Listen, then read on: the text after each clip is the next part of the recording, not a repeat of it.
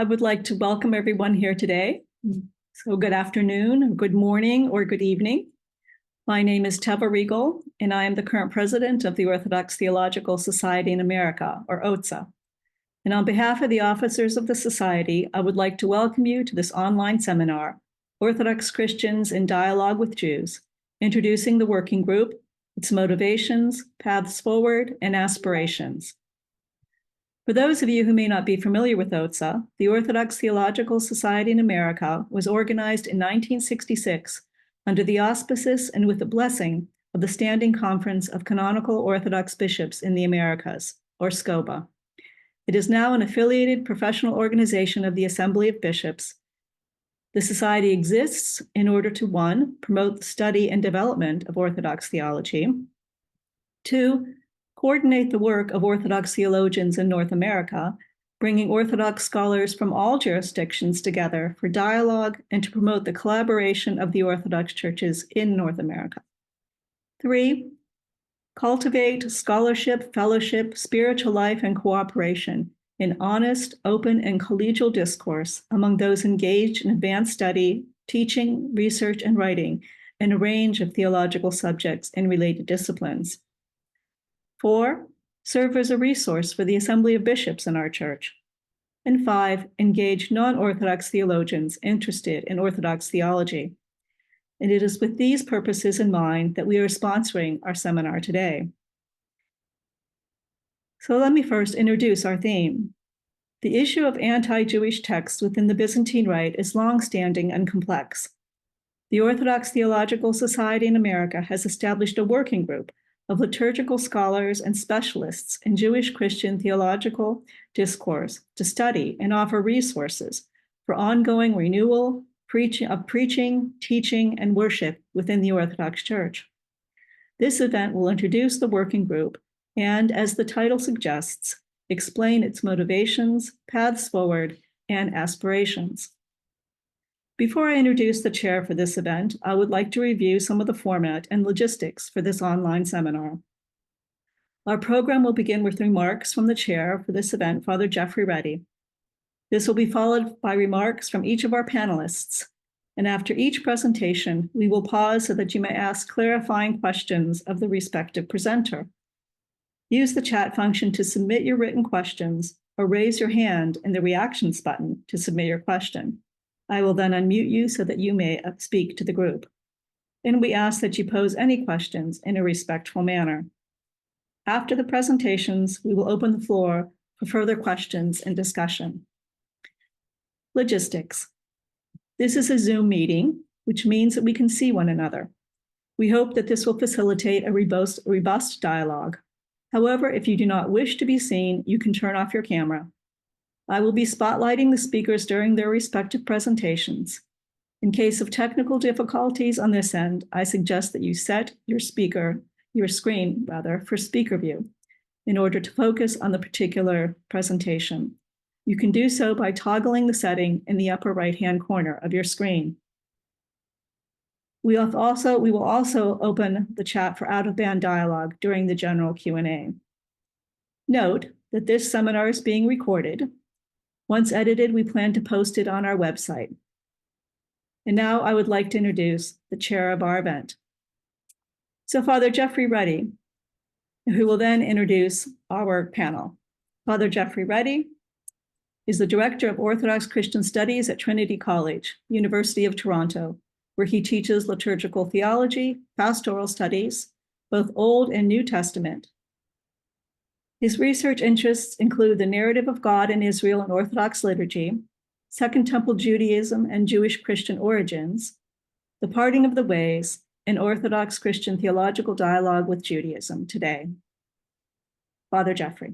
Thank you so much, Teva, and thank you all for joining us today for this introduction to our working group, Orthodox Christians in Dialogue with Jews, OCDJ, formed and carrying out its work under the auspices of the Orthodox Theological Society in America. The point of today is to let you know the working group exists, what it's about, why it's important for us, and how we see this work unfolding in the coming months and years. We'll be hearing today from 3 of our steering committee members who will be sharing personal accounts of their motivations for being involved in this work, how it intersects with their own lives in the Orthodox Church, and influences their academic work in teaching and writing. We'll also get an overview from a 4th steering committee member of the 3 working seminars we've held since commencing our work last autumn, a series of seminars in which we reviewed aspects of the work in Christian-Jewish dialogue and theological reflection of the Roman Catholic, Anglican, and Lutheran churches, considering how the process and shape of this work may inform our own Orthodox Christian consideration of similar issues and themes.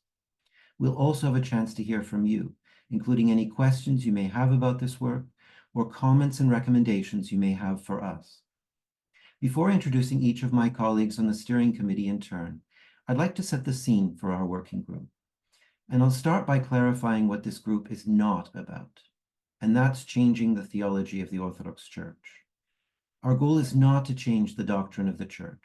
This is not, as many might misapprehend it, a political or diplomatic project designed to appease contemporary sensibilities by compromising our faith in any way. So let's get that on the record and simply rule that out.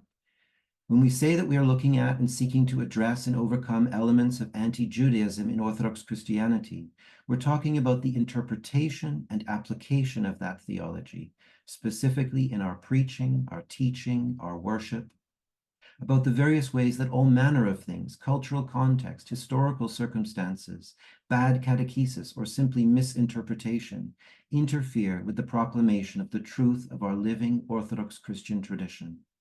My colleagues will be speaking to their own personal motivations for being involved in this work and their own perspectives on it. But I think I can sum up my own view of what Orthodox Christians in dialogue with Jews is all about in saying this. In affirming Jesus as Messiah of Israel and Savior of the world, it is simply not necessary to hold Jews or Judaism in contempt. Jews and Judaism do not need to be the negative foils for what we see as the fullness of God's revelation in Jesus Christ. Quite the opposite. The more we know and understand Jesus, the apostles, and the early church within Judaism, rather than in opposition to it, the richer and deeper our understanding is, not only of the Gospels and the life of the early church, but of our entire Orthodox Christian faith, including its vast and deep liturgical tradition, in which this traditional Jewish core is embedded, though it may often lie unnoticed, overlooked, or misconstrued. Some people ask us, is there actually a problem, though? It's another of the obstacles we're up against. Apart from a few bad actors, aren't we just fine? Can't we just leave things as they are? I believe the problem is manifested in 2 different but interrelated ways. There's that low-grade but sinister anti-Semitism that pervades our culture and is reinforced every time we casually receive and repeat false stereotypes, including in our sermons, in our Bible studies, in our catechesis, in our hymns, in our conversations. And we want to make people aware of this and to address it. But there is today a more serious uptick in anti-Semitism, with loud and hateful voices raised in a way that we couldn't have imagined happening again. And sadly, that has taken hold of a part of the Orthodox Church, and we can't go on ignoring that. That's not really fear-mongering to say this. Let me just mention 2 incidents, one from last year, the other from within the last 2 weeks. We'll start with the second, recent incident, which was the posting of a video on a popular Orthodox Christian YouTube channel about the infamous and vile protocols of the Elders of Zion, specifically about Father Seraphim Rose's appreciative comments on it, supplemented by a long list of elders and saints from the 20th century who had a positive evaluation of that anti-Semitic screed. And it would shame us all for me to list those figures.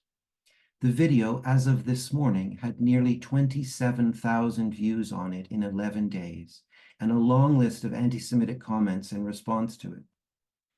27,000 views. Sadly, I don't expect the recording of this seminar will have that reach.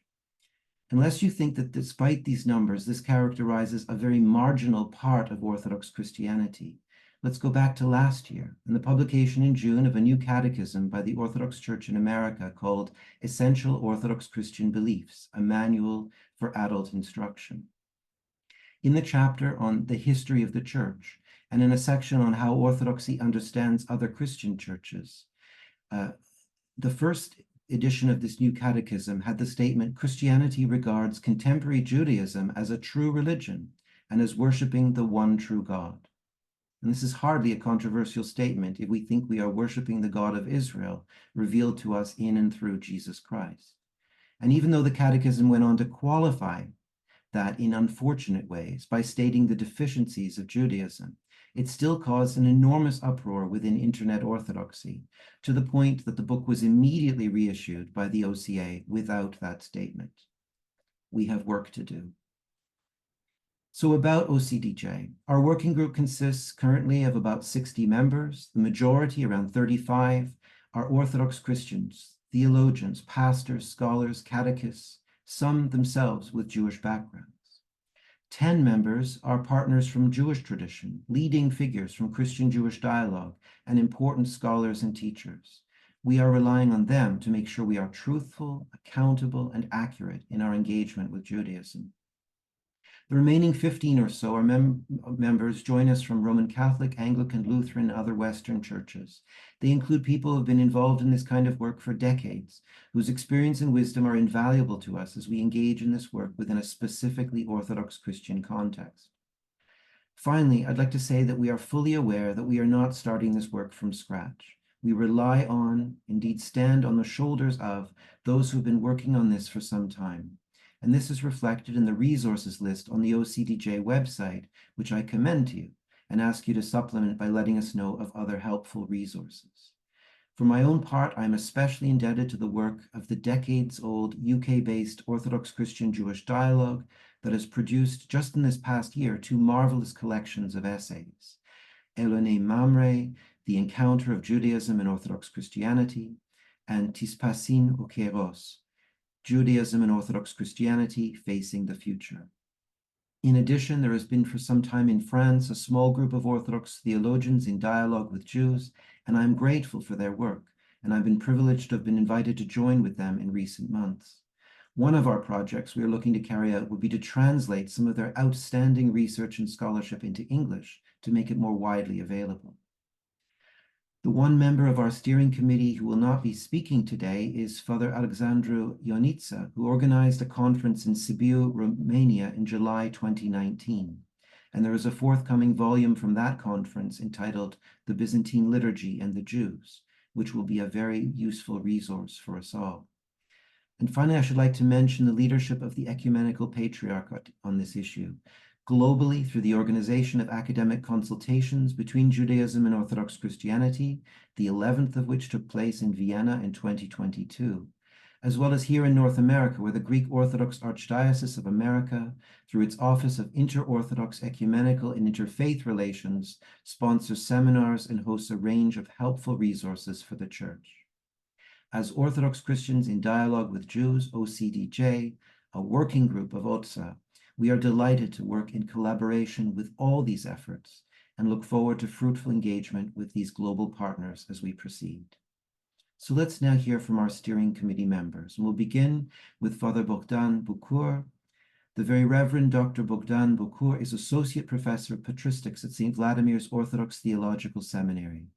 Father Bogdan is a scholar of early Christianity with a special interest in the link between reception history of the Bible and doctrinal developments in early Christianity and the Byzantine tradition. He views it as important to study how early Christians articulated their religious identity by reworking doctrines, imagery, and practices inherited from the many currents of Second Temple Judaism. Father Bogdan. Thank you, and hello, everybody. Because I'm nervous, not very articulate, I have a page with everything on it. So forgive me for not looking straight into the camera, that is, into your eyes virtually. I thought of organizing what I have to say under 2 headings. On the one hand, my own scholarly interest, and then secondly, my personal involvement, let's say, with this issue. They do overlap to some extent, of course. One does not do scholarship if one is not interested in those topics, but they're distinct. So on the scholarly front, to say so, my interest in texts and themes and topics relevant to our discussion was shaped by the years I've been a doctoral student under Archbishop Alexander Golitsyn, and working also with the Professor Andrei Orlov, who is at Marquette University. In 2007, a group of students around now Archbishop Alexander put together a book, a collection of studies titled the Theophania School, Jewish Roots of Eastern Christian Mysticism. Now, neither mysticism is a word we love in particular, nor the notion of roots, unqualified, but it was the consensus of a committee. And in the opening of this collection of studies, we have a little manifesto. It was the product of our discussions, and it was ultimately penned by Archbishop Alexander. One of the issues that he raises there is the fact that neither the older manual theology nor the theology that emerged from the labors of the neo-patristic synthesis dealt extensively and in a satisfying manner with, generally speaking, with biblical studies, and more generally with the theological heritage from Israel. And the passage I'd like to quote says, perhaps one neglected indication of the difference between, on the one hand, the ancients, the fathers, and the monks, and on the other hand, the modern academics, modern Orthodox academics, struggling to articulate the tradition, is the enormous library of pseudepigraphical and apocryphal materials from post-biblical Israel and Christian antiquity that was continuously copied and presumably valued, though seldom quoted by Eastern Christians, and especially by their monks. Beginning from this one seemingly minor point, we look to recent developments in the study of apocalyptic literature, of the Qumran scrolls, of Gnosticism, and of later Jewish mysticism, which we believe point to lines of inquiry that throw new and welcome light on the sources and continuities of Orthodox theology, liturgy, and spirituality. So this is where I'm coming from. This is the stuff that interests me.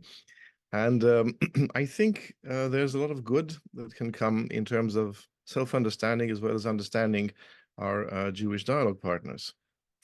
Because both Christian and Jewish scholars have become more attentive in recent decades to the fact that the Church of the Fathers and the synagogue that produced the Mishnah and the Talmud grew out of the same matrix of the Second Temple Judaism at the same time, both shaped by the destruction of the temple, traumatic in very different ways, were shaped by intense competition between themselves, and articulated their self-understanding and message in distinct ways, true, but using the same building blocks inherited from the same oral and written traditions of Second Temple Judaism. And therefore, even though each claimed to be Israel in the authentic way, each claimed to be the children of Abraham, the heirs of the prophets, and each deny this to the other, studying each other's heritage, theological heritage, allows us to better understand ourselves. For instance, the notion of garments of glory, or face shining like light, or such tropes that we find time and again in the ascetical literature, in liturgical texts, and so forth.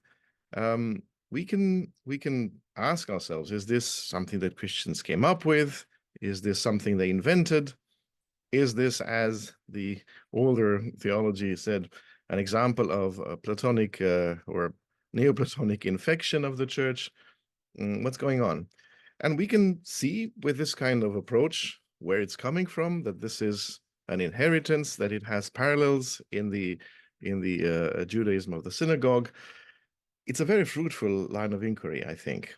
And it is fascinating to learn about similarities in the ways in which Rabbinic Judaism and our Orthodox Church think about topics such as the encounter with God, holiness, in relation to ritual, in relation to the body, in relation to matter, Or what is sacred scripture? What is the ontology of sacred scripture? How do we approach scripture? The hermeneutical presuppositions with which we wrestle with the text, the coincidence between divine transcendence and immanence, stuff that is really at the heart of Orthodox Christian theology and spirituality, and which I think is better understood if we care to also interrogate our Jewish dialogue partners. It is also something that helps them, I think, because sometimes reading scholarship produced over there, one can be dissatisfied as an Orthodox, seeing that Christianity, the Christian position, the Christian views, and so forth, usually lumps us together with Christians from other groupings that have their peculiar ways of emphasizing or de-emphasizing some things. And I've often had the impression that some very valuable stuff is missed because it is not known, because there is no really effective theological engagement between Orthodox Christians and Jews. And so this kind of work, I think, would fill an important and a really important lack.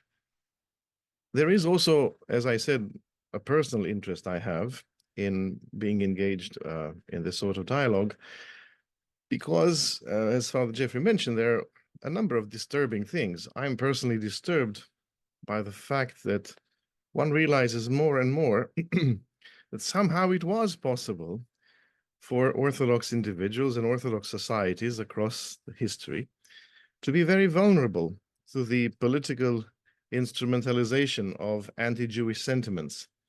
That anti-Jewish rhetoric, which we can usually explain away by pointing to the fact that, this is the rhetoric of a different age, this is how people wrote, this is how people preached, there is prophetic precedent and so forth. Yes, but it's disturbing to see that it is in some fashion linked to real physical violence against Jews of flesh and blood, on a small scale, on a large scale, on a very large scale too, in ways that are disturbing is already an understatement. And this is not only about, Europe, or in our case, what concerns us, Eastern Europe in the past, leaving aside statistics about the uptick, increase in anti-Jewish incidents of all kinds. That's easy to produce. The conspiracies, the kind of videos that surface, the kind of talks that one hears here and there, the conflation of Jews, Judaism, the policies of the State of Israel, all of this thing. The fact is, somehow we're capable of claiming for ourselves that we are the church that has kept the tradition of transfiguration, of deification, of holiness, and at the same time, we can act like, I don't know, fill in the blanks. At any rate, not as children of Abraham who do the deeds of Abraham, as the Lord said. You may remember in 2017 those embarrassing public processions with tiki torches, with individuals yelling, "Jews will not replace us." That was August 2017, the Unite the Right rally, at which one of the participants, at least, was a proud Orthodox in his mind, ex-Orthodox, since he had been excommunicated. See, one thing where we do excommunicate individuals, this Matthew Heimbach.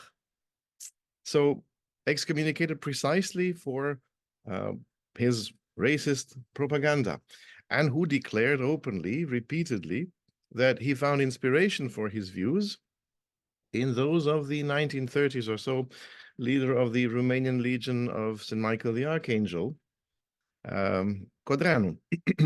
This legion of the Archangel Michael, the Iron Guard, which was very popular in Orthodox circles, remains something that's attractive, especially to newer inquirers, to younger folk, both over there and here. And it is still promoted as it declared itself an Orthodox movement of spiritual and political revival. Whenever they're asked, it's not fascism, it's religious revival, spiritual revival. The problem is that this is a movement that also promoted murder as an instrument to achieve its goals. Practically speaking, this is what they did. Now, it is with this kind of concern that I also come to wonder, as have many others, whether some of our church hymnography, for instance, should be considered with a more critical eye. Because every time, as you know, Holy Week rolls around, we hear again about the murderers of God, the lawless nation of the Jews, people guilty of blood, bloodthirsty people, jealous, vengeful, perverse Hebrews, the demise of the Hebrew race. We hear them, we chant them, and I find them disturbing and theologically unnecessary. I'll elaborate in some other setting. And here is finally something that I'm especially concerned about as a student of the Church's theology, as a priest, and as a teacher in an Orthodox seminary. It is this medium of precarious, superficial grasp of our theological and spiritual tradition that made it possible for honest seekers of the Orthodox faith to be deceived by the kind of fascist distortion of orthodoxy that was peddled, say, by the Legion of the Archangel Michael, or today on a much grander scale and with far worse results by the trumpeters of Ruski Mir. In short, if your orthodoxy or orthopraxy is laced with hateful animus against Jews and Judaism, and if your preaching or learning of the faith includes all kinds of anti-Jewish conspiracy theories, then I think you may be drinking from a poisonous well. This needs to be, I think, said more explicitly, not on the basis of the fact that it's indecent to do so, but on the basis, that is also that, but on the basis of the fact that this is distorting Orthodox theology. This is not the gospel of the Lamb slain and resurrected for the life of the world.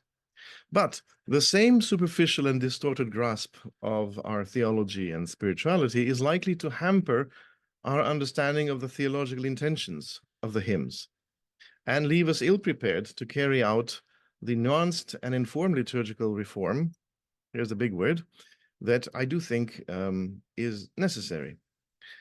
We're afraid of it not on principle, but because we're afraid of not losing something that is a treasure. Without grasping the Christology, say, of Antiphon 6 on Holy Friday, we have no business laying hands on these texts. Liturgy should not become the playground of well-intentioned but theologically inept innovation. And in the theological dialogue with Judaism, which might prompt us to reflect on the dissonance between what we say to our Jewish dialogue partners when we meet them and what we say about them in our services, in this dialogue, the way forward must be a renewal from within our spiritual tradition.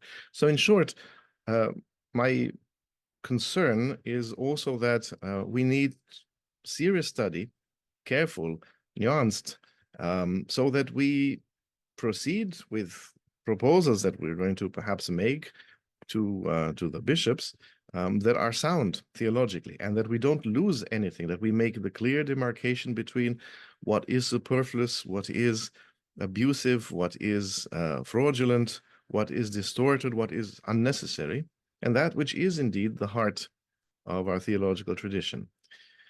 And so we have a lot to learn about ourselves and our theology in the process of understanding others. I'd like to end these not too brief remarks, I'm afraid, with another quotation from that theological manifesto I began with. The manifesto ends with this: to the world outside the Orthodox Church, especially to the scholarly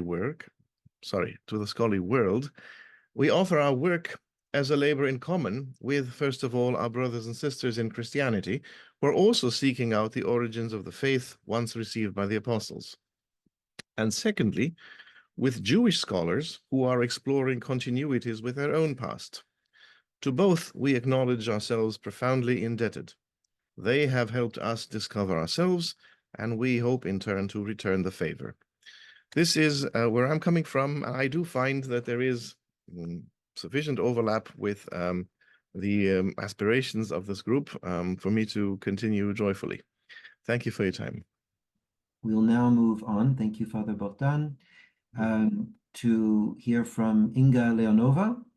Inga is a practicing architect, writer, and educator. She is the founder and editor-in-chief of The Wheel, a quarterly journal on orthodoxy and culture.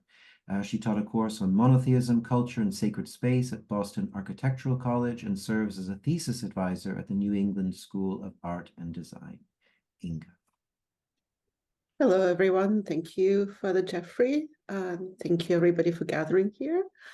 I have to apologize for speaking extemporaneously because I have tried to actually write down my thoughts and thought I would do better in dialogue with my colleagues who present here as well. So if I'm slightly incoherent at times, please forgive me.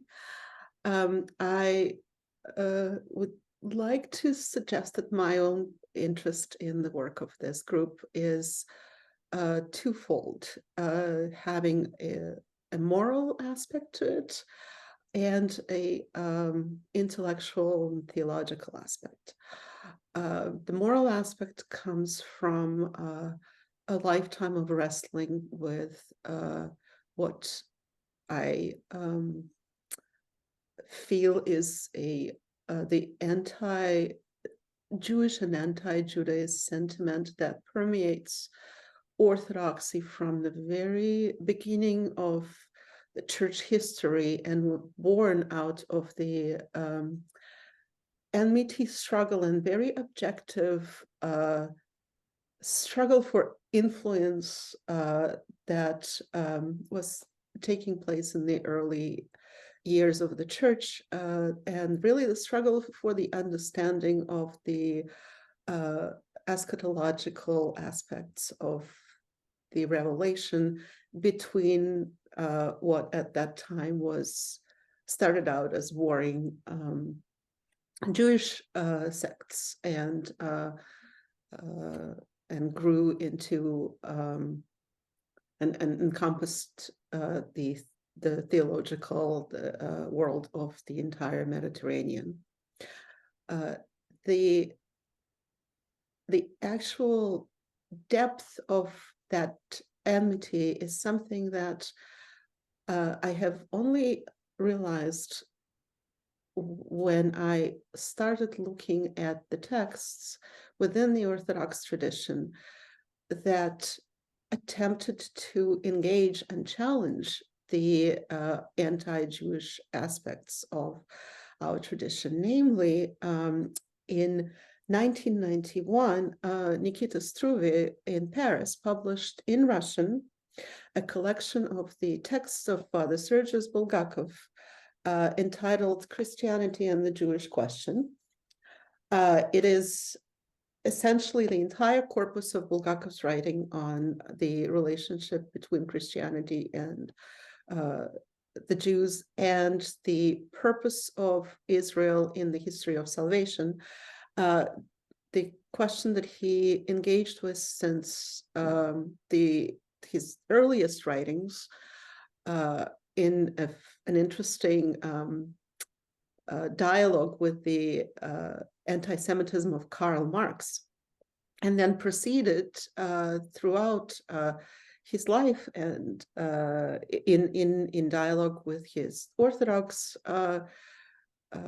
brethren, as well as the anti-Semitic forces of Nazism, the anti-Semitism of the Russian Black Hundreds, etc., etc.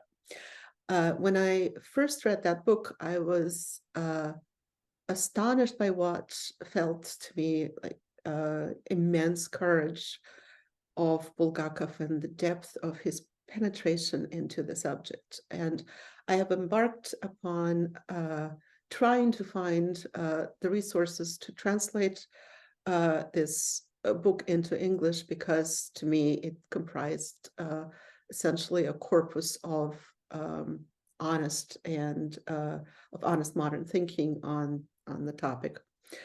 And 30 years later, I have succeeded in partnering with Bolus Academy to translate and edit this book. And I was asked to write an introduction to it, which led me to reread it as closely and carefully as you would when you're writing the introduction.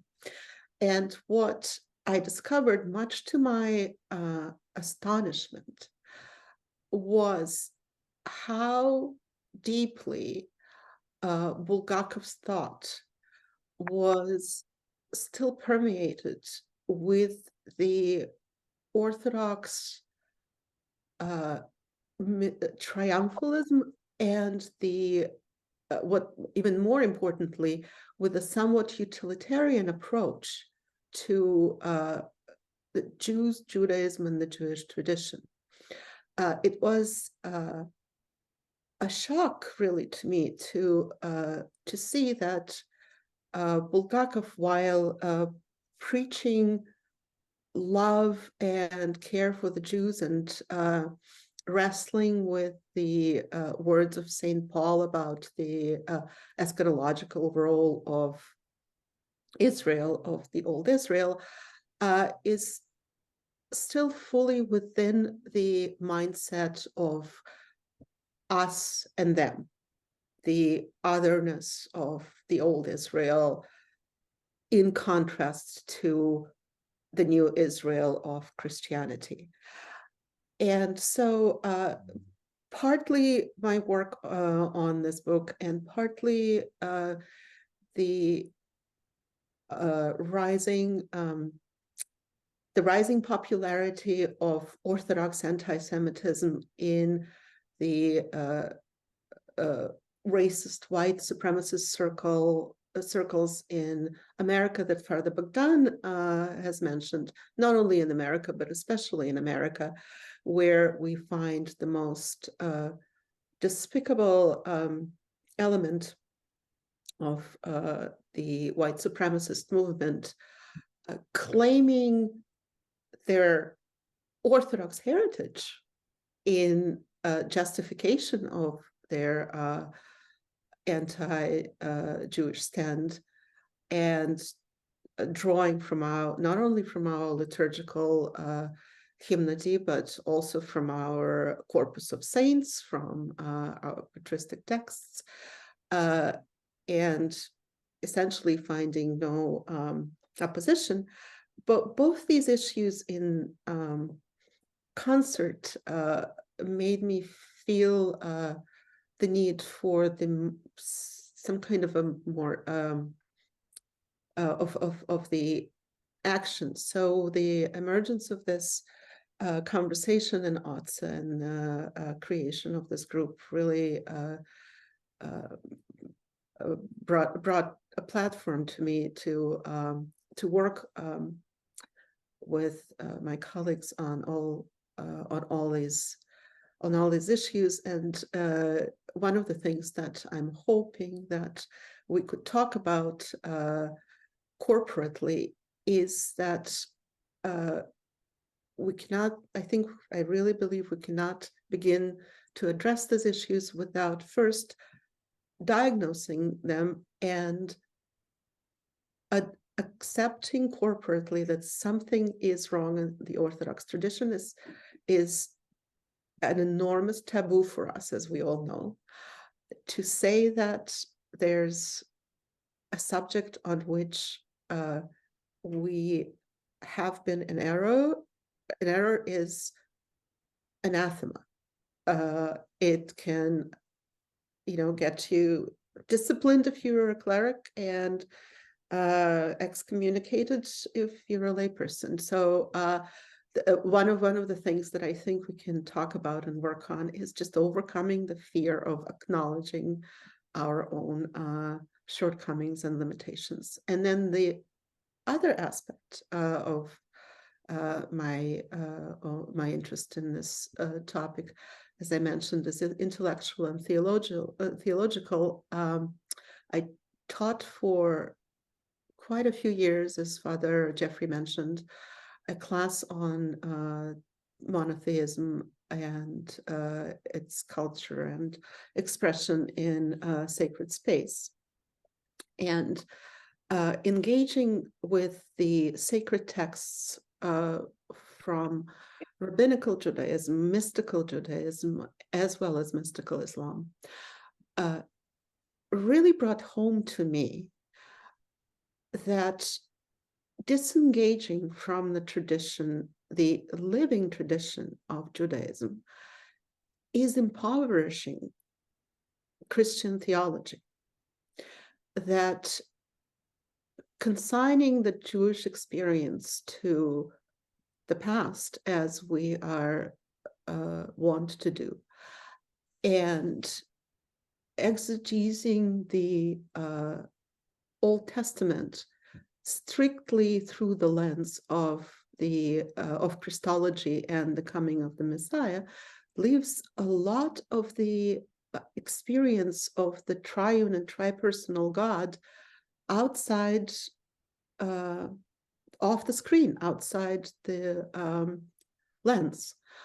And so to me, the engagement with the Jewish scholars, with the Jewish partners, with the Jewish theologians, with the Jewish biblical criticism is something that I think is essential to the growth and the development of the Orthodox engagement with our own tradition and with our relationship with God as Father, Son, and the Spirit, and not solely focused on the person of incarnate Christ. So these are really my my primary concerns, and I'm very, very grateful to have found the forum to express them and to work on them and to dialogue with the others. Thank you. Thank you, Inga. We will move on to our third speaker, who is the Reverend Dr. Michael Azar. Father Deacon Michael is currently Associate Professor of Theology and Religious Studies at the University of Scranton. Although I should note, he has just been promoted to full professorship, a position he'll take up in the next academic year. Axios. His current book project focuses on ancient and modern Christian-Jewish interaction, particularly in light of Orthodox Christian hermeneutics and historic presence in the Holy Land. His other scholarly pursuits focus on New Testament studies, especially apocalyptic thought and the parting of the ways, as well as the effects that contemporary socio-political policies have on scholarly understandings of the ancient world. He's also currently special advisor to the Orthodox Chair of the Orthodox Christian Jewish Dialogue, as well as a member of its planning committee. Father Mike. Thank you, Father Jeffrey. Thank you, everyone. I will, I'm going to take a more personal route and sort of explore how I came to be in the position that I am involved in Jewish-Christian relations. And I will try to speak very briefly. I see the time is getting a little late. My original interest started as a biblical scholar. I did my degrees in biblical studies. And when I was doing my PhD and sort of looking for a dissertation topic, I had become interested in what people often generally call inner biblical interpretation. I was especially interested in the way that the Gospel of John had been using the Hebrew scriptures, had been using the Old Testament. And you can't get far in the study of the Gospel of John and consider its use of the Old Testament without getting into the issue of the way John portrays Jews. Very famously, infamously, the Gospel of John portrays Jews collectively rather than in the way that the Synoptic Gospels might say Pharisees, Sadducees, etc. The Gospel of John says the Jews. So I began exploring this topic and reading a lot of contemporary literature on it. And very often I found that contemporary scholars were very inclined to sort of redeem the Gospel of John from its interpretive history, to put it in its original Jewish context, to see why, basically things don't sound quite as bad as they might to later ears if they're in their Second Temple Jewish context. But there are a lot of references to history, a lot of blaming of the history of interpretation, done in broad strokes without very specific references at all. And so I ended up writing a dissertation and then later a book on early patristic readings of the Jews in John, in which I found, long story short, that the interpretive tradition, in this case, the Greek patristic aspect of it, had been frequently stereotyped by contemporary scholarship in ways that were just not helpful. And part of this stereotype, I think this is something Father Bogdan sort of alluded to, part of the stereotype in contemporary scholarship very often stemmed from a complete or very insufficient awareness to orthodoxy and Orthodox traditions. Much of scholarship was based in the Western Protestant and Catholic world. And I find many of the scholars of the Gospel of John, by personal accounts, testified to the fact that they became more aware of the you might call the Jewish issues in regard to the Gospel, because they had become personal friends with Jewish scholars in the decades of the 1960s and 1970s. And by becoming friends with contemporary Jewish scholars, which was comparatively rare decades before, it sort of reshaped the way they understood the Gospel. So I kind of began to wonder, what if more people were familiar with Orthodox scholars too, how that might change things. So I kind of wandered into contemporary Jewish-Christian relations from the ancient world, because many of the people that were doing the work on the ancient world were themselves also involved in contemporary Jewish-Christian relations. And I saw that it was very often their contemporary relationships was very often positively and negatively, I should stress, was impacting the way they understood the ancient world. And so that's how I essentially started to become interested in how Orthodox Christians can contribute to that dialogue between Jews and Christians, a dialogue which really develops in a more official capacity after World War II, in the wake of the Holocaust, in the wake of the general Christian acquiescence to the Nazi project during World War II, European Christian acquiescence.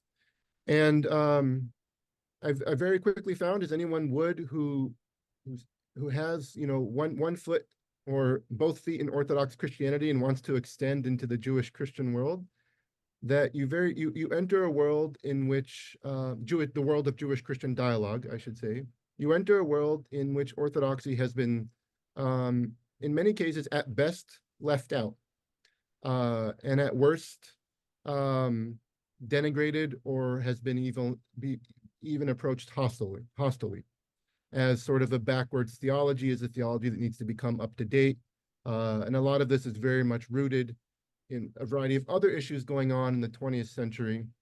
One of the easiest and most striking examples is that Christians who began to approach Jews on friendly terms that they had never done so before in the 1940s, one of the very first things they sort of, if you will, tried to reconcile or overcome was the past missionizing, emphasis on missionary expeditions to Jews, of converting Jews.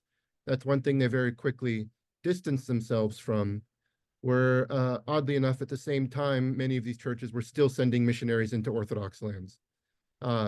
And that's what I mean. There was this newfound openness towards Jews, but also a kind of still a negative approach to Orthodox Christianity. But nonetheless, Orthodox Christians and Jews entered into an official dialogue, as Father Jeffrey noted earlier, starting in the 1970s. And this really started to change things in some ways, as Jews and Christians, as you read through many of these dialogues that started domestically in the early 1970s and then went to an international level in the late 1970s, you find that Orthodox Christians and Jews are almost rejoicing that they were starting to find more commonalities between them than either of them had experienced in dialogues with Western Christians. sometimes a slight overstatement, but an important statement, perhaps. And one of the commonalities was the way that Eastern history, this is a testimony from both Jews and Orthodox Christians, the way that Eastern thought and history had been left out by Jewish and Christian studies primarily interested in Western history. So there are many points of commonality that I think enables both traditions to approach each other and themselves separately in new ways based on what they learn from the other. And it has been mentioned by a couple that have already gone so far, the sort of one of the necessary aspects to address in the question of Orthodox Christian entering into Jewish Christian dialogue is sort of the history or ongoing anti-Semitic or anti-Jewish sentiment that one finds in many pockets and has found in many pockets of the Orthodox world. A very real and a very important concern to address. And as I entered into it, I also found very important to address Jewish anti-Christian hostility that has been expressed and still is expressed in many pockets. And in many ways, the Eastern tradition was quite different than the Western tradition. And I don't think being willing to bring both to the table, hostility in either direction, by any means equates or draws an equivalency between, the gravity or statistic, the greater frequency on one side or another, but both I realize are issues to address. And I think this is especially the case as Orthodox Christian theologians recognize sort of the world presence of Orthodox Christianity. Much of Orthodox theology for decades has been dominated by primarily Greek or Russian strands. And in recent years, that's changing slightly. But Orthodoxy in the Middle East might bring and does bring an important perspective to this as well, especially as one gets into political issues, which are never entirely separable from theological issues. Thank you. Our final presentation here is from Svetlana Panich, who will talk to us about the different working seminars that we've already done in the fall of 2023. So Svetlana has worked as a journalist, a coordinator for the Association of Christian Schools International, researcher at the Institute of Jewish Studies and the Center of European Studies and Humanities of the National University Kiev Mohyla Academy, a lecturer in literature at St. Andrew's Biblical Theological Institute, and a researcher at the Alexander Solzhenitsyn Center for Russian Emigre Studies. She's currently here in Toronto, I'm delighted to say, conducting research into the life and work of Ilya Fundaminsky, one of the Paris martyrs during the Second World War. Svetlana, over to you. As my colleagues, I'd like to start with saying that I'm very grateful for being a part of this group. As Father Jeffrey already said, during the autumn of 2023, our working group reviewed Anglican, Lutheran, and Catholic documents on relations with Jews and Jewish, and also on Jewish-Christian dialogue. 3 documents were created in the second half of 20th century as an outcome of the years-long profound reflection on the relations with Jews and on the responsibility of the Christian churches for the spreading of the anti-Semitic public sentiment and religious hostility toward Jews. The background of these documents, as well as their historical concepts and theological methodologies, differ from each other, but all of them refute previous stereotypes of hatred towards Jewish people. First of all, they refute the Deisite Church. B, recognize that supersessionism is a theologically dangerous deception growing from the century-long erroneous interpretations of the scripture and patristic tradition. And C, finally propose to think about the relations with Jews as sharing in the common covenant given by God to all his people. We are in no way going to copy them. Clearly understanding the specifics and challenges of the Eastern Orthodox situation, but we thought that it would be helpful to contextualize our work in the wider theological reflection and to consider how the experience of the Western churches may inform our own Orthodox Christian way of dealing with the similar issues and themes. Father Jeffrey, the first slide, please. The series of the seminars began with the reviewing of the Anglican document, God's Unfailing Word, Theological and Practical Perspectives on Christian-Jewish Relations. This document was created by Faith and Order Commission of the Church of England in 2019. It was presented by the renowned theologian who participated in the creation of the document, Professor Emeritus of Wycliffe College, University of Toronto, Dr. Ephraim Rath.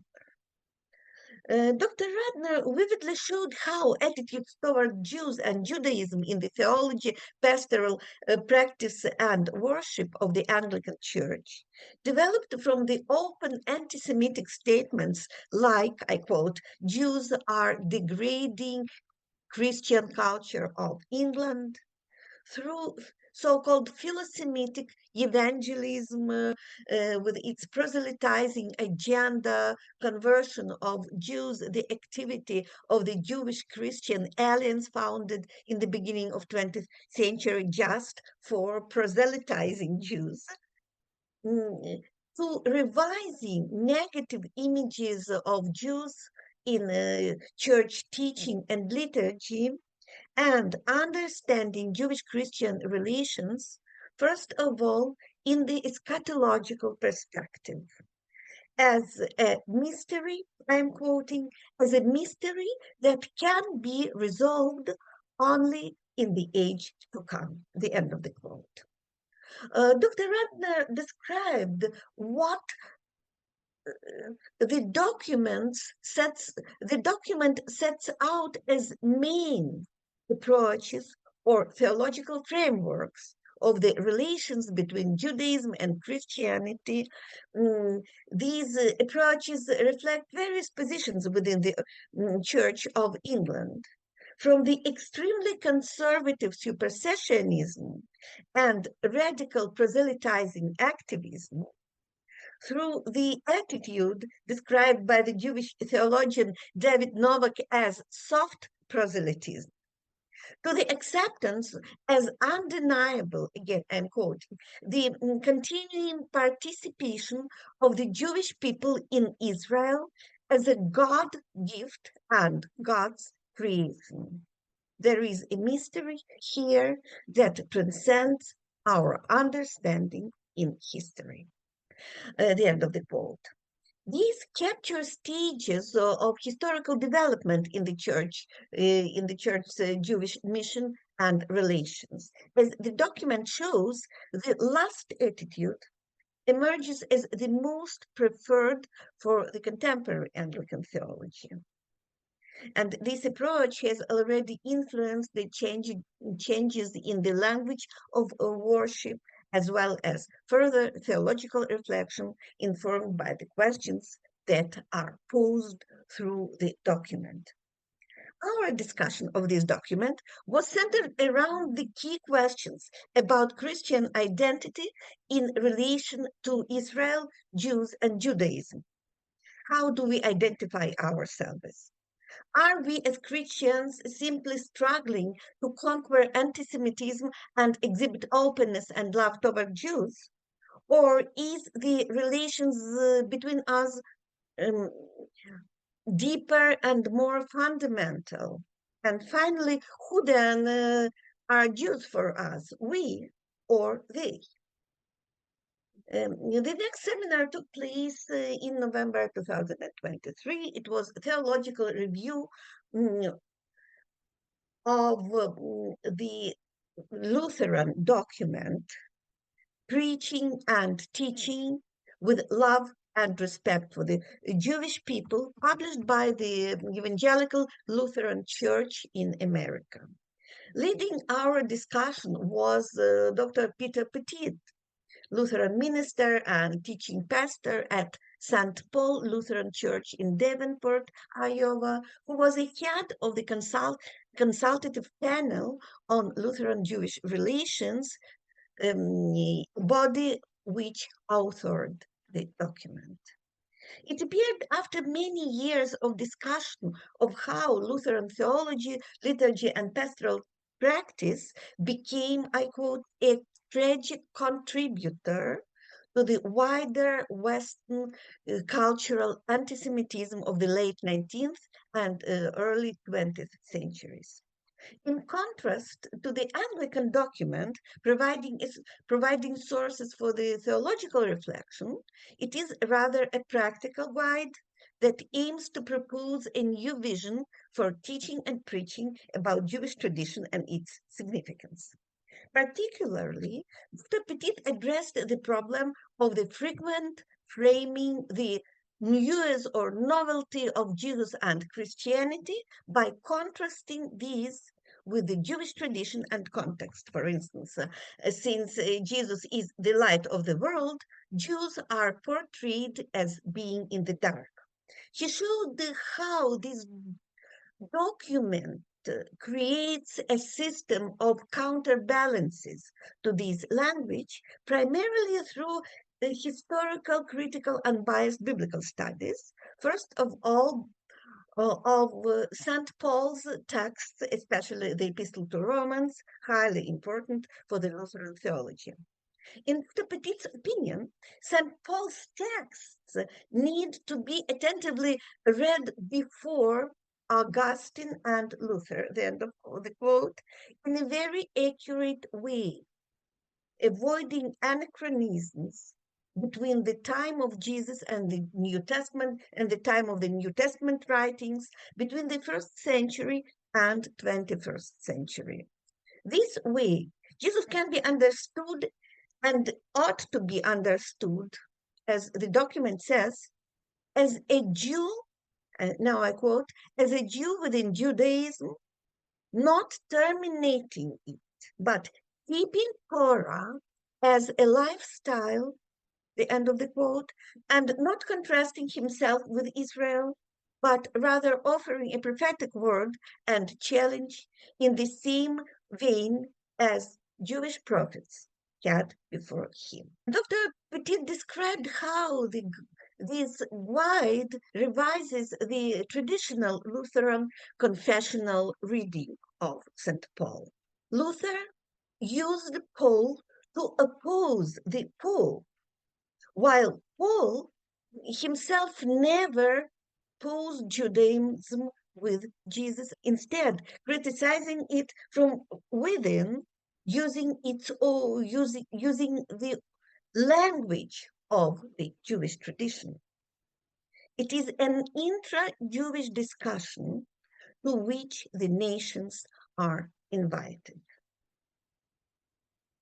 By carefully reading the New Testament and early Christian tradition, as well as by reframing theological presuppositions based upon that tradition, the document was able to make informed recommendations for the renewed teaching and pastoral practice.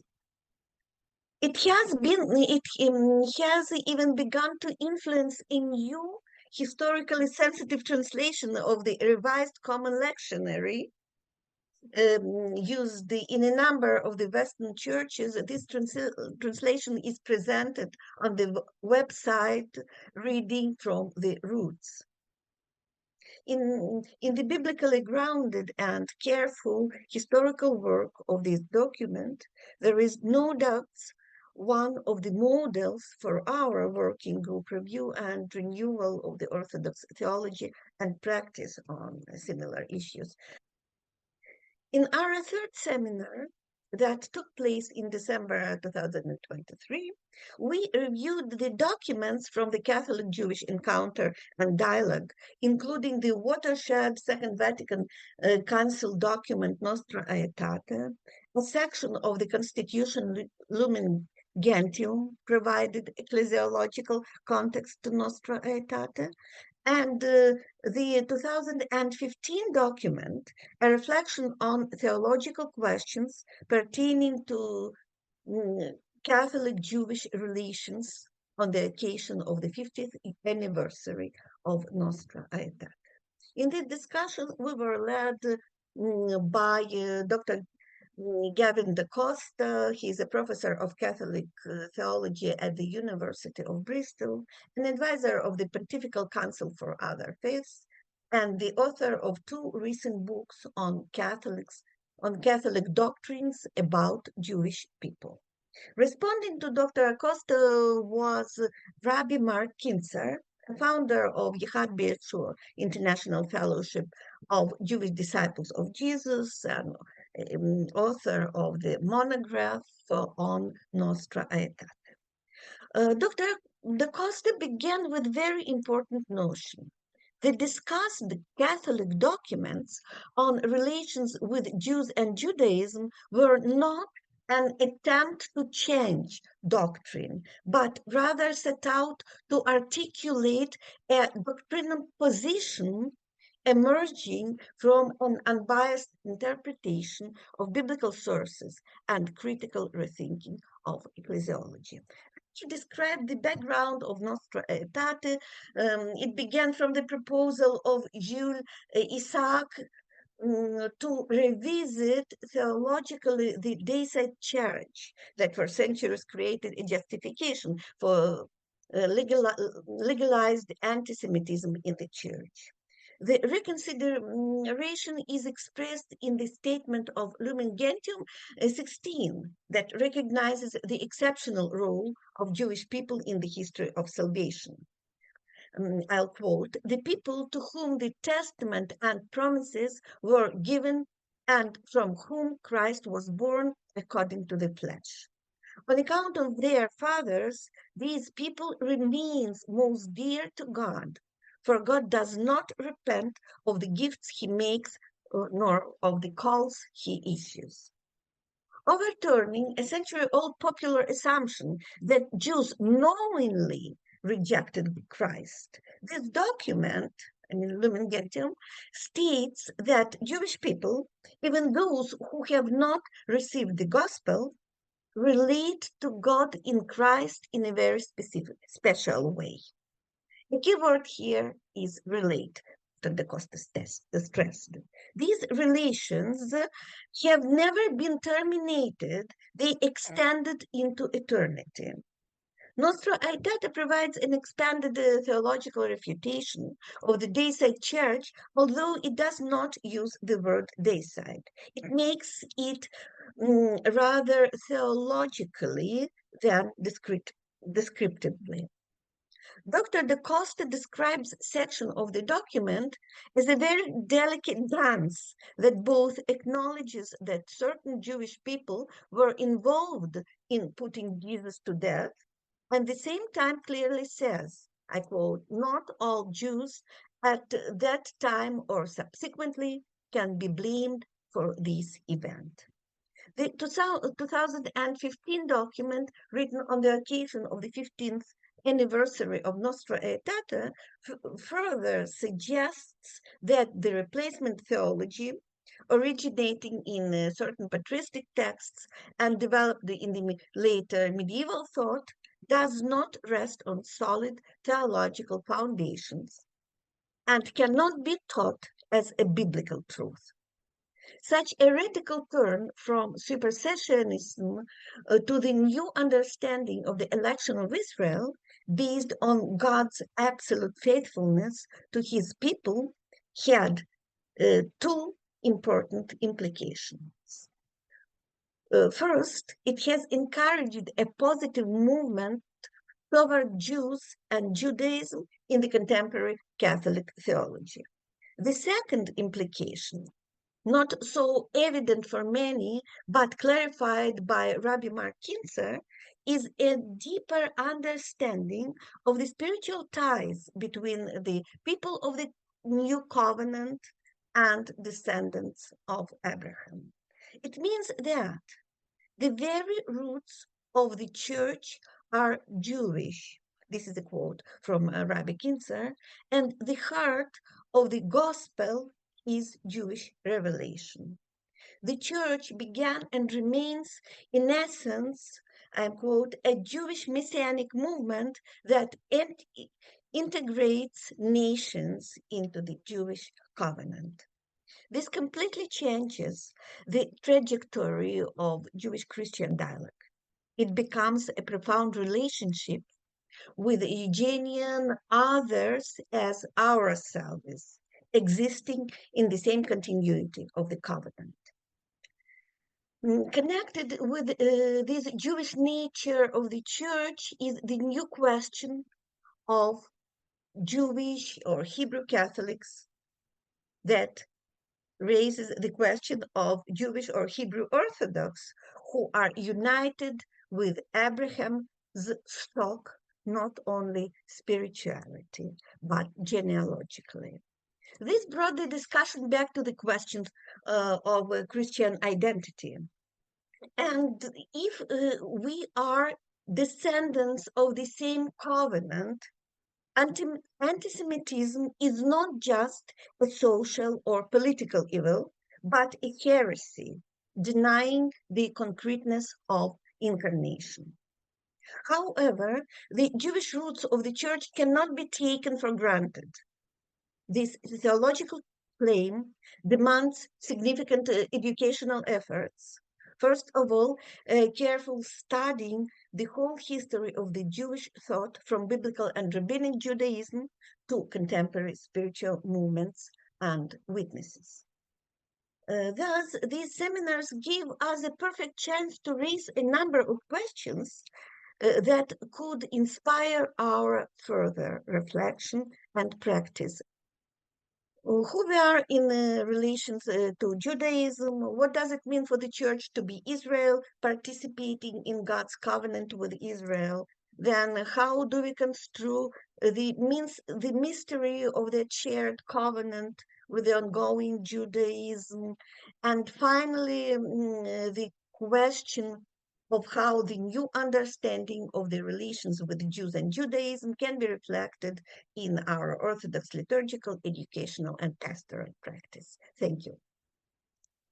Thank you so much, Svetlana. There were rich seminars that are very difficult to summarize. Thank you for the job you've done there. I'm just going to clarify one point myself before we maybe move on to a general discussion.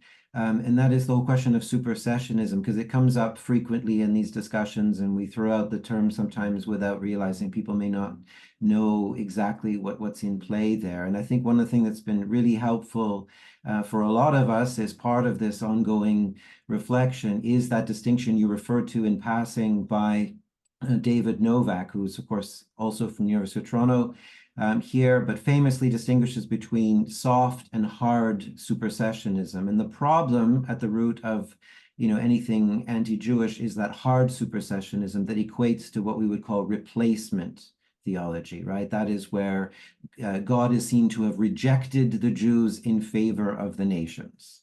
And that's the part that we want to be able to kind of think through and overcome. But as for soft supersessionism, David Novak says you can't be Jewish in any form without being a soft supersessionist. In other words, to be the one who says, well, my construal and take and apprehension of God's revelation is such, right? So Pharisees were soft supersessionists against Sadducees, and early Christian Messianic Jews, soft supersessionists against emerging rabbinic Judaism, and vice versa, right? And that's okay. So that comes back to my first point, that we're not here to say, we need to undermine, erode, Christian claims about Jesus as Messiah, Jesus as Savior of the world, so long as we don't hold those claims in a way that absolutely rejects the other and causes contempt for the other and abrogates that. So that would be fulfillment theology rather than replacement theology, although I recognize even those terms are a little bit slippery. But I think for the purposes of those who are listening to, it's helpful to kind of clarify that. And broadly, both our Jewish interlocutors and all of those involved are of the agreement that it's okay to make truth claims. It's okay to hold our view in relation to others, so long as we're not, saying God has rejected them and so forth. And that's where the problematic stuff has cropped up. Okay, well, let's carry on now with just a more open discussion. I know we've kind of maybe taken a bit longer to get to that point than we anticipated, but we can maybe, run for another 15 minutes or so and ask whether those who are with us here today have any comments, feedback, questions, for us. The chat is also now open. If you want to make a comment verbally, you can raise your hand with the reactions. Otherwise, you can kind of type a question into the chat. And even if we don't get to your comments today, we will save these and we will take these forward. And at the end, I'll just wrap up by inviting anybody who wants to be involved in the working group to do so. All of those seminars Svetlana referred to, we have recordings of them and so forth, which I can give you access to if you would like to join with us. But let's take Father Jeffrey, one question came in. What can we learn from other Christian traditions and their struggle with this issue, understanding that there are differences in our respective faith traditions? Okay, well, would anyone like to take that up? I think Father Deacon Michael, is this a question you've given a lot of attention to in terms of the special way that Orthodox need to be involved, right? Because of the different perspectives we have. But have you thought about that kind of balance between we can learn from others and yet we have that distinctive approach? It's difficult to say in many ways, and just to give, as everyone here should know, there's actually a significant range of views just on the panel itself in this regard. I think from the sincere and significant desire for humility on the part of the ways that other Christians, Western Christians, have approached Jews, I think is something from which we can learn, because I think in the good tradition of the Desert Fathers, there's never anybody from whom we should not learn humility. I think we can always learn the humility in the way that they approach the admission of mistakes and things like that. And at the same time, I think there are plenty of mistakes too from which we can learn. So, more positive things to model and other things to approach. And in regard to the latter, if one of the positive things is the humility and sort of the rejection of triumphal ways of thinking, in the latter, it's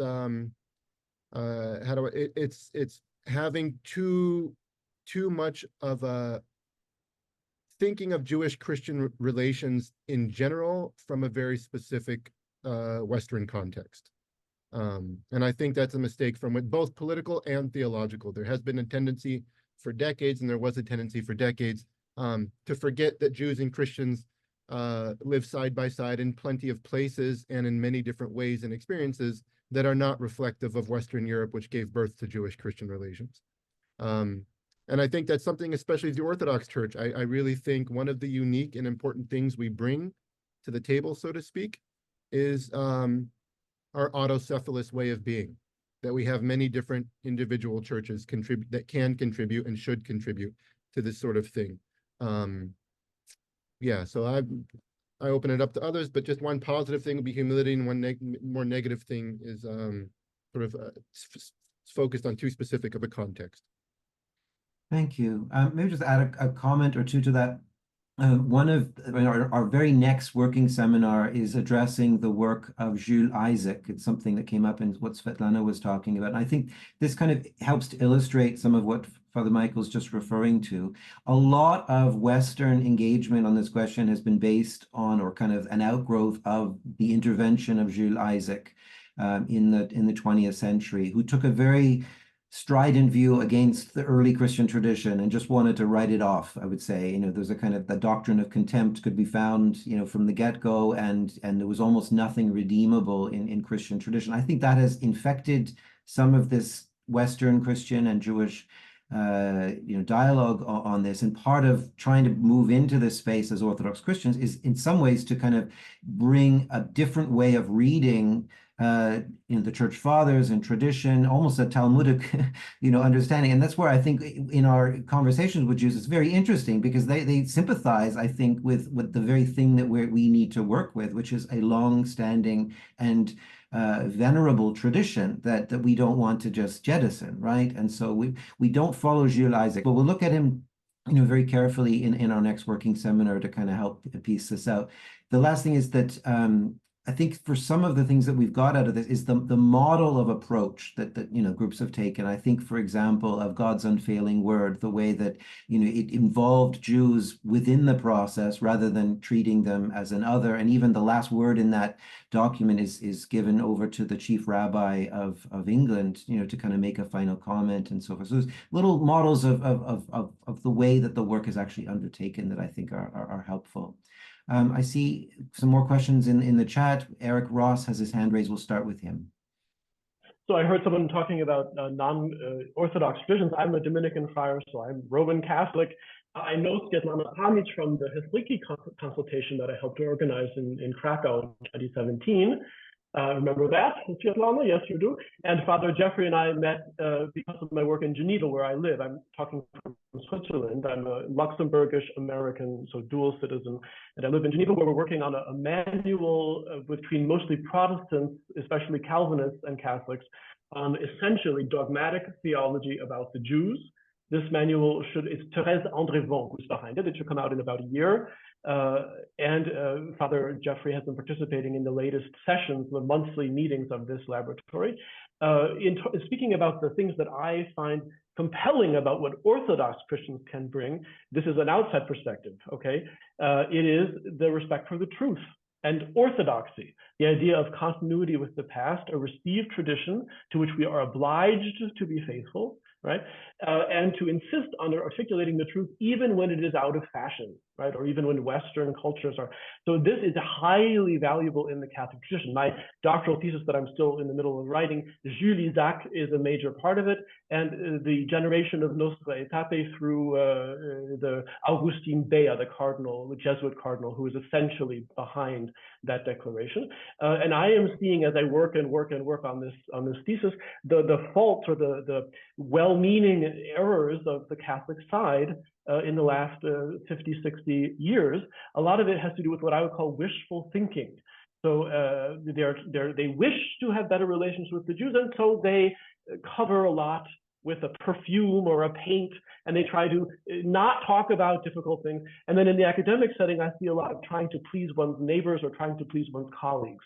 So people want to be PC, and so they avoid. But for a theological foundation, this is terrible.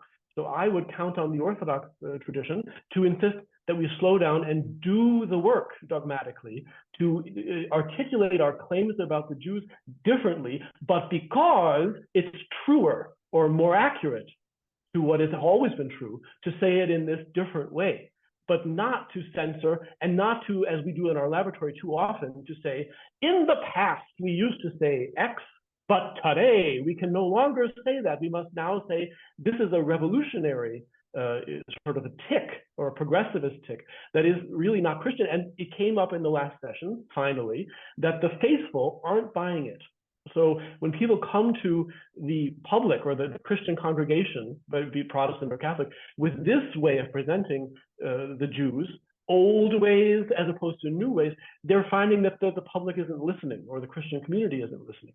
And I think that that's because they've lost that respect for the truth. So I have already talked too long, but I did pick up a few things from all four speakers, and I'm not trying to be nasty or mean, but merely to say that my ears pricked when I hear things like missionizing. Missionizing is a negative term to describe missions. Okay, if you're forcing people to convert or harassing, okay, but mission is a holy thing that Christ gives to us, right?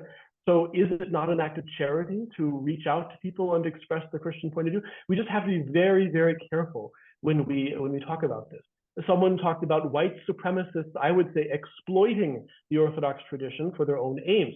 okay, they're exploiting. This is terrible. I hope I'm not a white supremacist, but does this mean that the people who cultivated or who hold the treasure of these liturgies must now edit their liturgies to somehow take them out of the hands of these perverted people that have been misusing them?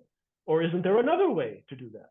And then again, the last thing I would say, again, and this would touch many of what the different speakers said, or most of what many of them said, wouldn't it be better to talk about expressing more articulately our, or your, or our true tradition, rather than changing the content, right? Or censoring or eliminating or criticizing even the things that came to, it'd be better, I would find, for the purpose of the pragmatic purpose of the Jewish-Christian dialogue, which would be to advance and improve relationships, it would be better, in my view, always to frame it in terms of fidelity to the truth. We are better articulating. We're not changing what we say. So that's my one man's opinion from here in Geneva. Thank you. Consider us encouraged, I think, by that more than anything else. I think it is reflective of our approach to find everything we need within tradition itself and staying faithful to that. Inga has got her hand up, and then Father Bogdan can respond to that as well. I just wanted to respond to one thing that Eric brought up, because there are reference to it also in the chat, and that is the hymnody and how we address our liturgical tradition. And what I want to say quickly is probably a somewhat controversial perspective. I think that the liturgical hymnody, especially the hymnody of Holy Week, is seen by many as a low-hanging fruit. There's been, especially in the American churches, but also in my experience in France, very creative editorializing of the hymnody, especially for Holy Friday. You know, take out the line, by the cross Jewish race perished, you know, we're going to solve the problem. I would posit that the entire thrust of the hymnody of Holy Week needs to be looked at theologically as the expression, and I want to qualify my words by saying that the poetry of that hymnody is something that I hold very dear, and so it's actually I have an emotional attachment to it, which makes it all more complicated. But I think we need to look at it theologically as a very focus of the position of separating us from them. And, you know, the idea that the old Israel has forfeited its mission in the world by rejecting Christ in spite of, and then you go through the hymnody, and we are the new Israel who get it. It's really what is at the crux. So editing a few lines out and leaving the entire narrative, for example, of Judas, which is a Shakespearean caricature of proto-Shylock, is kind of like it's a band-aid. It's easy to do, people do it, but it's not addressing the essence of the problem. Father Bogdan? To add to what Inga said, the issue with editing is also that it is uneven, because sometimes parishes do it on their own for pastoral reasons, which is laudable from this point of view. But on the other hand, the underlying problem is that we should or have an opportunity to speak about these things, because if you solve, let's say, the problem of really inappropriate, unnecessary, and sometimes theologically vacuous bits and pieces of hymns, you miss the greater and much more important discussion of what exactly, by what criteria do we distinguish between what needs to stay and what can go or can be rephrased. And this ought to be a church-wide discussion with input from not only the bishops, but especially from the theologians, from people who know their craft, And the problem is, of course, as you know, the Orthodox Church is pretty bad, especially nowadays, at getting its act together. We had a meeting in order to meet. We didn't even succeed at that. But at least to speak about the need for such a thing and to understand that the ideal forum is one in which we discuss the theology of it's slow going, but, like all Orthodox things. And meanwhile, I suppose that each bishop does in his diocese whatever seems fit. But we should not forget that we have serious theological work to do. Secondly, in response to the question of how we envisage the filtering down of these discussions to the parish level, my opinion is that the way I see things going, we're talking about aspirations. It should first filter upwards to the bishops in a way that presents them with, the fruits of work, of reflection, and so forth, in hopes that they have, say, options, suggestions, because the last thing we need is uninformed decisions on the part of the episcopate, or episcopal overreach on the part of theologians who act as though they were bishops. So we need to find a way of working in tandem in some fashion. Our job is the work of study, of discussion, and so forth. And on this note, I said in my intervention earlier, we need work, and this work is ideally conducted with people involving themselves in this dialogue. So I'd be very happy if there were from among those who are listening now and from the broader viewership and from the broader, let's say, pool of qualified scholars, people who would join. It's time consuming, but we would really love to have more voices. We need specialists. We need people to work in this so as to make this entire process fruitful.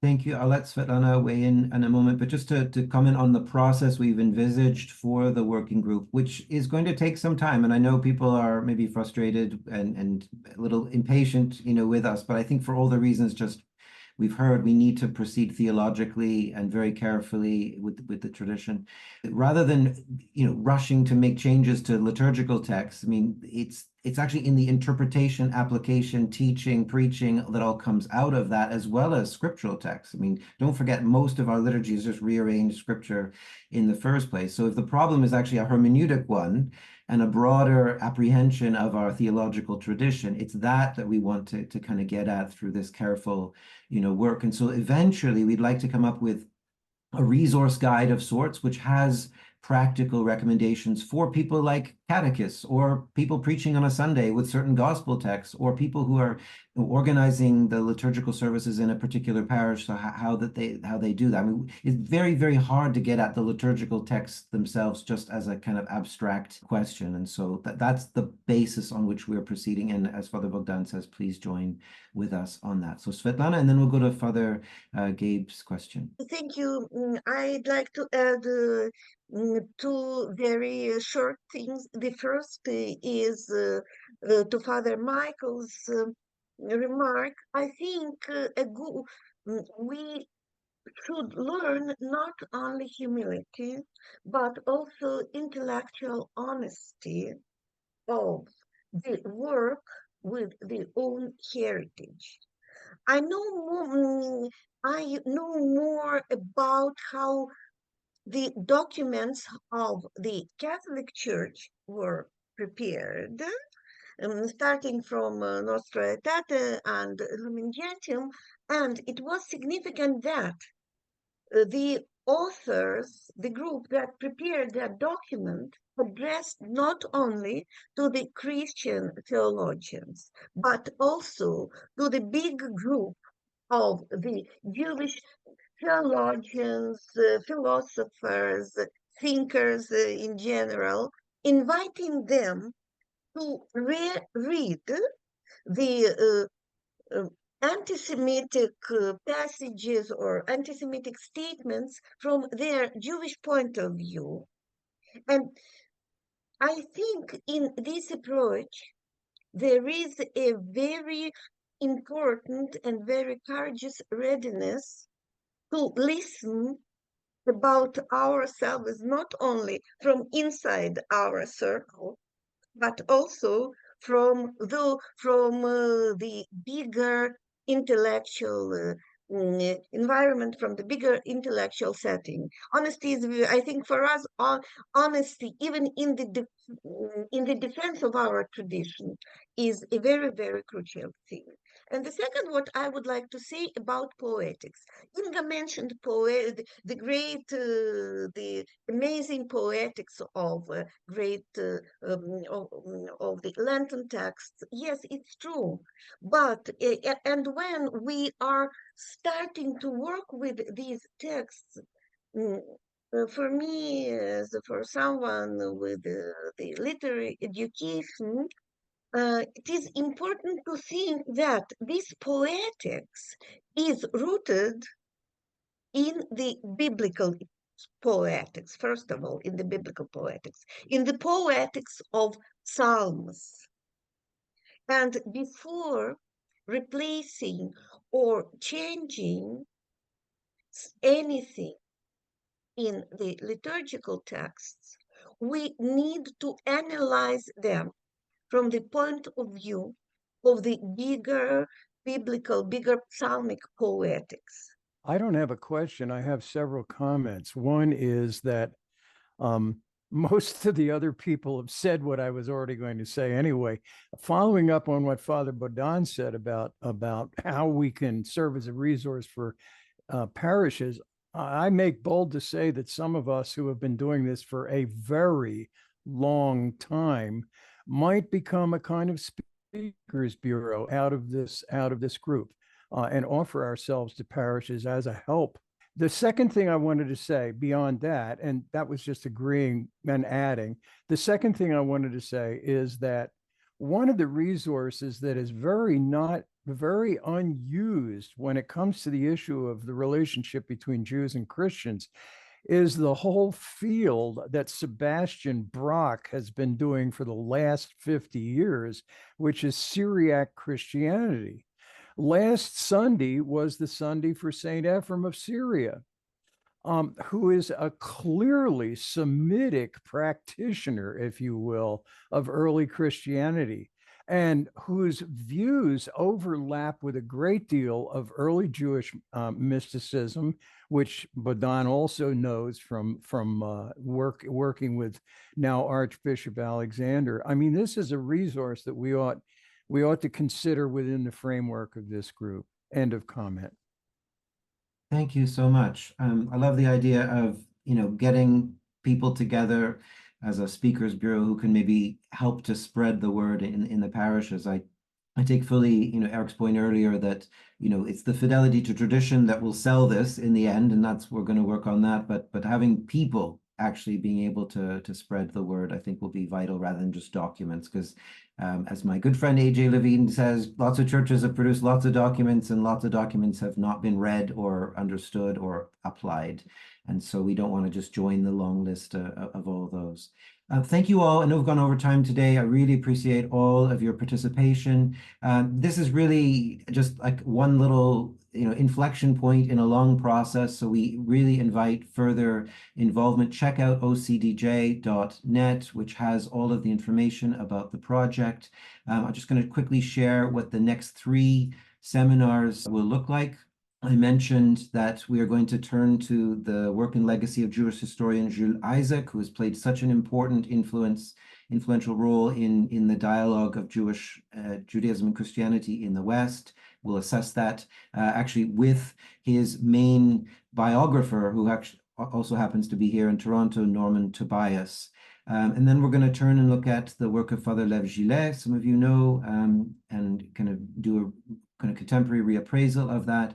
And then Cardinal Jean-Marie Lustiger, who is known as the Jewish Cardinal. And then there'll be further things beyond that. Dates are yet to be determined, but if you get onto our mailing list, you can play a role in helping to shape the date for those things as well. And if you're interested in the seminars we've already had, as I say, get in touch and I can send you a link to those as well. But thank you very much to my colleagues who shared very much from their heart today. And you can see the variety of backgrounds and perspectives and approaches that are here. And the bottom line for all of us is we want this to be something of the whole church. This is not a niche boutique project that is just going to be on the sidelines. So we want to hear from as diverse and wide a group of people as possible. I hope very much in our steering committee, we're already reflecting that, and we will continue to involve as many of you as would like to be involved. I know many of you have been sending through resources. A lot of these are already on the resource list on the website, but do send me any that you would like to see included. But thank you all, and continued blessed after feast of the meeting of the Lord. How appropriate was it that we met during the after feast of really when old and new covenants come, up against each other, and the one who gave the law on Sinai subjected himself to that law and fulfilled it. And I think that really expresses everything that we want to be about in this group. So God bless you all. Take care. Have a good rest of the day.